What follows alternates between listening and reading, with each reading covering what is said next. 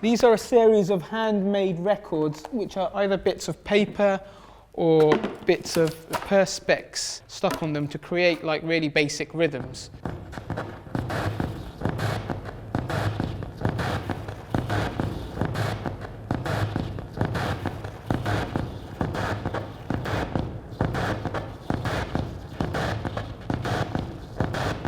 The work starts at very different places, so sometimes it might start with an object, sometimes it might start with a sound or a way of making a sound, sometimes it might start with an idea or a point of interest in something sociological or cultural.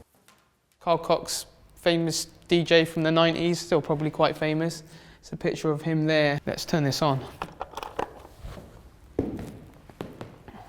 There's a sort of ongoing composition that sort of unfolds.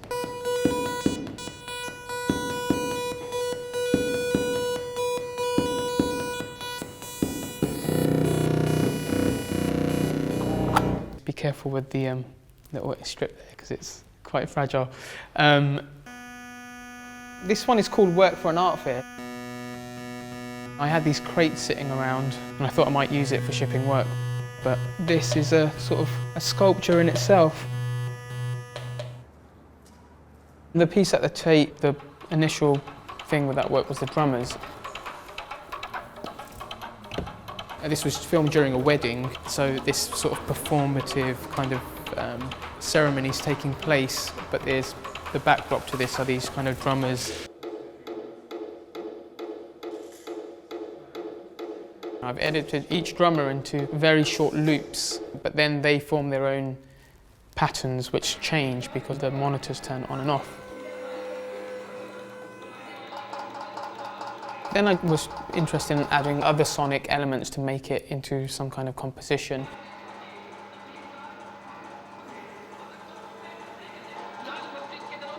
The speech was more about taking something quite specific and reducing it back just to sonic material. You know, it's hard to understand what that guy's saying, but it's kind of irrelevant what he's saying. You know, the speech itself is more about convincing people of something. So the record player part is a simple principle of taking a current technology, an energy-saving light bulb, and putting it next to an outmoded technology, a transistor radio. Because you can create this noise with physical proximity, you can create various types of rhythm, you know, by either turning the light bulb on and off or making the radio pass by it. So that becomes a layer of sound in the composition. So the three elements together form one acoustic composition.